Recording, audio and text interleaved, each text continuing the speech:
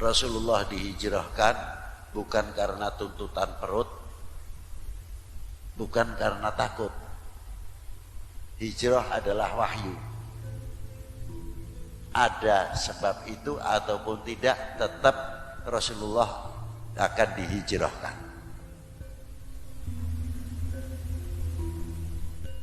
Mengapa tidak di semenanjung Arabia?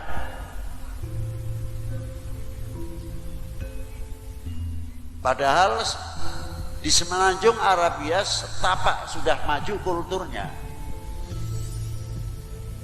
tapi dipilihkan oleh Allah Ta'ala hijrah ke Yathrib. Ada apa sebetulnya? Ternyata mengapa dihijrahkan ke Yathrib? Ada dua pendapat, 500 tahun, ada yang 3000 tahun sebelum Masehi. Yathrib itu sudah hubungan dengan timur jauh. Dan banyak orang-orang Arab yang sudah berdomisili di timur jauh, sekarang Cina. Itu sudah puluhan ribu. Balter.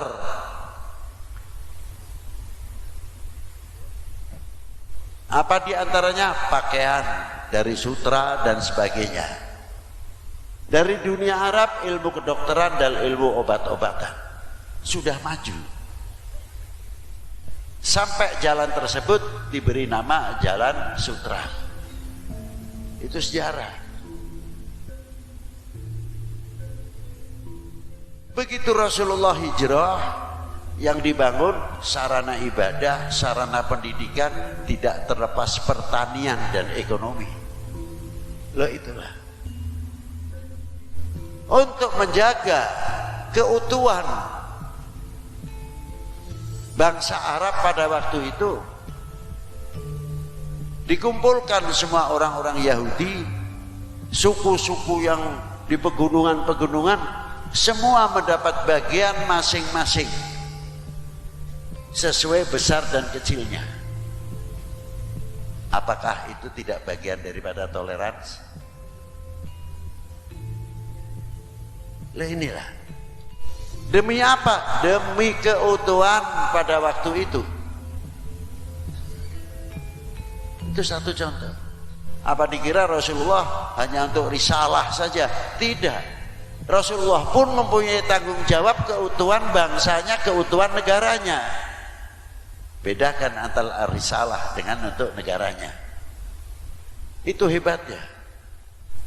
Maka kaum Yahudi mendapat bagian sekian, yang besar-besar, yang kecil-kecil, sesuai dengan keberadaan masing-masing. Ditiru oleh beberapa wali sembilan yang masuk ke Indonesia. Siapa diantaranya? Bagaimana Malik Ibrahim hubungannya dengan Brawijaya pada waktu itu?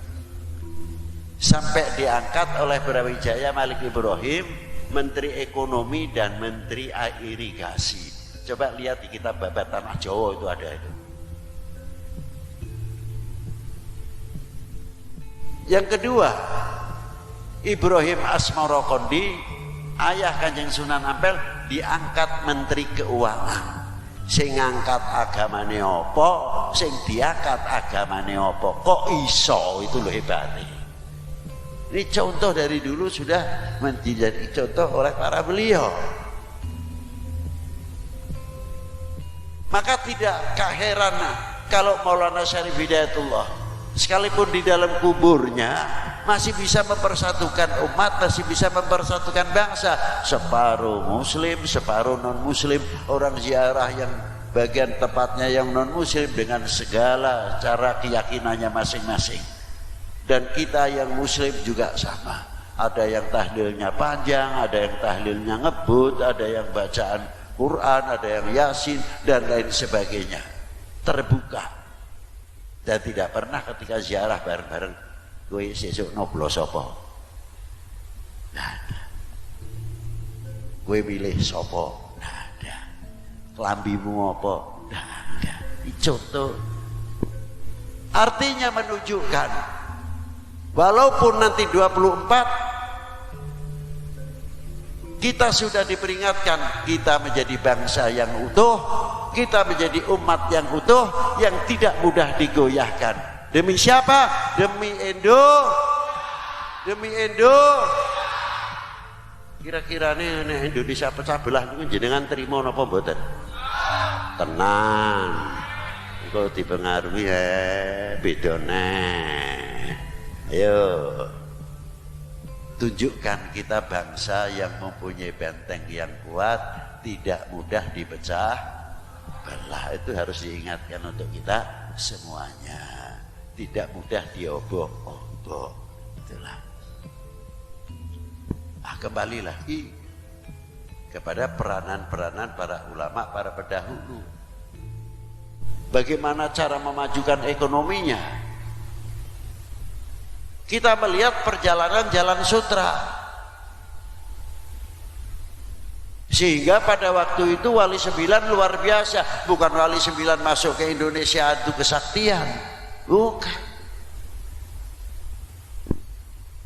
Kita datang lalu iku ngetok ke keris, gini ngetok ke cahaya dari tangannya. Sana balas lagi.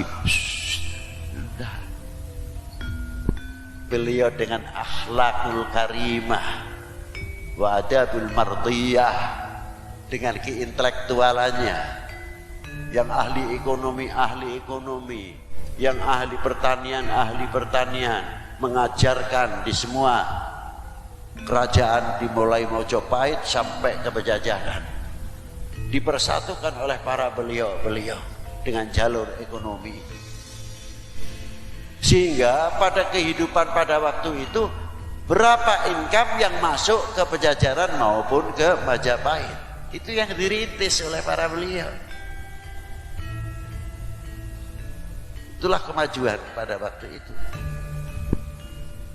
Ma'asyiral muslimin rahimakumullah. Setelah kita bisa melihat para beliau tidak stuck pada waktu zaman itu, tapi ada regenerasi penerusnya. Itu yang selalu diharapkan oleh para sesepuh, para leluhur kita. Di antaranya apa? Diteruskan perjuangan yang luar biasa. Dan contoh sudah terlalu banyak. Maka dikembangkan. Bagaimana Kanjeng Sultan Agung seterusnya diteruskan ke bawah. Di satu sisi kita harus syiar tentang agama, tapi di satu sisi kita harus berhadapan dengan penjajah. Tapi apabila sejarah-sejarah ini para beliau itu hilang, lalu bagaimana menumbuhkan kecintaannya kepada para ulama, kecintaannya kepada bangsa, kecintaannya kepada negeri kita ini? Maka sekali lagi dengan adanya hall untuk membangkitkan kembali, hallnya Fulan, Kiai Fulan, Habib Fulan dan sebagainya, mari kita hidupkan kembali. Jangan sampai kita kehilangan saksi-saksi sejarah. Itu yang penting.